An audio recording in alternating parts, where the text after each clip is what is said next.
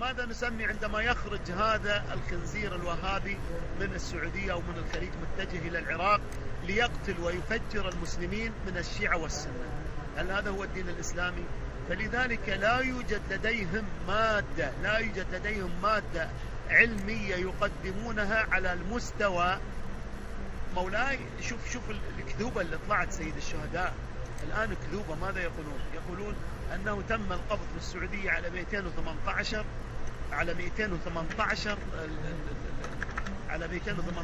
إرهابي كانوا يستهدفون منابع النفط ويستهدفون بعض رجال الدين. طبعا هذه كذوبة، يستهدفون بعض رجال الدين. هل يستهدفون ابن عثيمين مثلا هذا الهالك، أو يستهدفون ابن جبرين ماذا قدم لهم حتى يستهدفونه؟ هل حرض عليهم؟ هذا رجل أضله الله ويدعم اليهود. ماذا قدم لهم شيوخ وعلماء السنة؟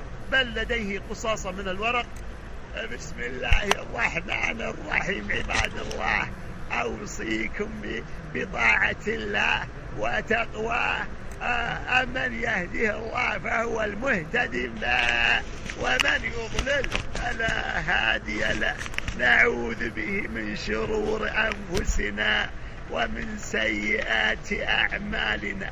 عباد الله، عليكم بطاعة ولاة الأمر، فإنهم الذين قال الله سبحانه وتعالى هم الحبل الممدود وهم حبل الله المتين. هذا ولي الأمر يا أخوان.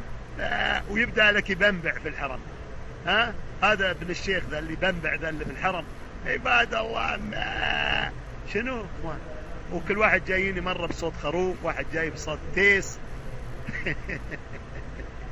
طيب اخواني، هذه الاصوات الوهابية النكر، الاصوات دي، واحد مسوي لك صوت خروف. والله العظيم مولاي سيد الشهداء، شوية ويتحولون الى غنم، شوية يتحولون الى غنم. ثاني قال لك: عباد الله اوصيكم بتقوى الله، اوصيكم اياي ونفسي وكل نفس امارة بالسوء، أيها العباد إنها ولاة الأمور. والله خرفان يا أخوة.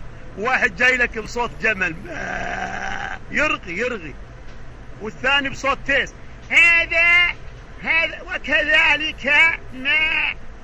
وكذلك حثت الشريعة الإسلامية على طاعة الله وعلى الناء. والله صوت تيس يا أخوان. شوف يعني أنت دقق شوي تسمع لك واحد صوت خروف، واحد صوت تيس.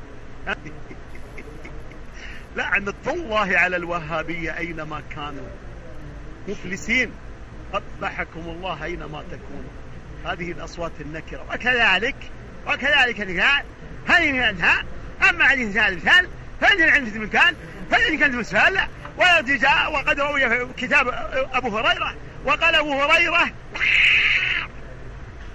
ورد كذلك من صحاح: أما عن بعد السنة وكذلك علينا التمسك بكتاب الله وعلينا التمسك بسنة السنة. هذه المحدثات، والمحدث كل محدثة بدعة وكل بدعة ضلالة وكل ضلالة خلالة. هذا إخوان والله العظيم يا سيد الشهداء ينبحون وينهقون ولا أعلم. واحد زي صوت الكلب، صوت يعني شنو باقي عندكم يا الوهابية؟ لا بارك الله فيكم.